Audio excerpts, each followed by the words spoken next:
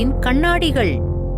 மாலை வேளையில் சென்னையின் நெரிசல் மிகுந்த சாலையில் நடந்து கொண்டிருந்தார் ராஜேஷ். அவரது கையிலிருந்த ஸ்மார்ட் போனில் தொடர்ந்து வந்து கொண்டிருந்த நோட்டிபிகேஷன்களை பார்த்து கொண்டே நடந்தார். திடீரென அவரது கண்களில் ஒரு விசித்திரமான காட்சி தெரிந்தது. சாலையின் நடுவே ஒரு பெரிய கண்ணாடி சுவர் எழுந்து நின்றது. அதன் வழியே பார்த்தபோது அதே சாலை, அதே மக்கள் தெரிந்தார்கள். ஆனால் அனைவரும் 1960களில் இருப்பது போல உடையணிந்திருந்தனர். அவர்களின் கைகளில் ஸ்மார்ட் போன்களுக்கு பதிலாக புத்தகங்களும் செய்தித்தாள்களும் இருந்தன. ராஜேஷ் அந்த கண்ணாடி சுவரை தொட முயன்றார். அவரது விரல்கள் அதனூடே சென்றன. அடுத்த கணம் அவர் அந்த பழைய காலத்தில் நின்று கொண்டிருந்தார். தனது ஸ்மார்ட் போனை தேடினார். அது மறைந்திருந்தது. அவரது நவீன உடைகள் பழைய கால ஆடைகளாக மாறியிருந்தன.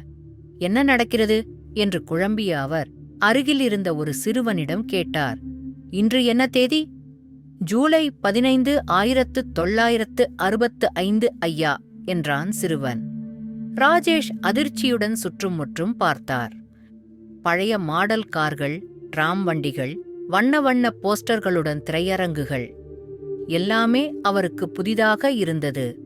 ஆனால் ஏதோ பழகிய உணர்வும் இருந்தது. அவர் தெருவில் நடந்து கொண்டிருந்தபோது ஒரு பெண் அவரை நோக்கி வந்தாள். அவள் முகம் அவருக்கு மிகவும் பரிச்சயமானதாக இருந்தது. அது அவரது பாட்டியின் இளமைக்கால புகைப்படத்தில் பார்த்த முகம்தான். அம்மா என்று தடுமாறினார் ராஜேஷ்.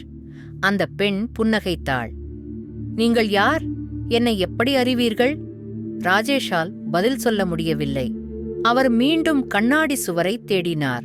அது காணவில்லை. அவர் சிக்கிக் கொண்டார். கடந்த காலத்தில். நாட்கள் நகர்ந்தன. ராஜேஷ் அந்த காலத்தில் வாழப் பழகிக் கொண்டார். அவரது பாட்டியுடன், இப்போது இளம்பெண்ணாக இருந்த அவளுடன் நட்பு கொண்டார். அவள் ஒரு எழுத்தாளராக ஆசைப்பட்டாள் என்பதை அறிந்தார். ஆனால் குடும்ப சூழ்நிலைகளால் அது நடக்கவில்லை என்பதையும் புரிந்து கொண்டார். ஒரு நாள் அவர் தனது பாட்டியிடம் ஒரு புத்தகத்தை கொடுத்தார். உங்கள் கனவைத் தொடருங்கள் என்றார். அவள் கண்களில் ஒளி தெரிந்தது. திடீரென்று மீண்டும் அந்த கண்ணாடி சுவர் தோன்றியது. ராஜேஷ் அதனூடே நடந்தார். 2025க்கு திரும்பி வந்தார். அவர் வீட்டிற்கு சென்றதும் ஒரு பழைய புஸ்தக அலமாரியை பார்த்தார். அதில் ஒரு புதிய புஸ்தகம் இருந்தது. அவரது பாட்டியின் முதல் நாவல். 1966இல் வெளியிடப்பட்டது. பின்னவீனத்துவ பாணியில் காலம், நினைவுகள், உறவுகள், கனவுகள் எல்லாம் கலந்த இந்த கதை நம் வாழ்வின் ஒவ்வொரு தருணமும் எவ்வளவு முக்கியமானது என்பதை உணர்த்துகிறது.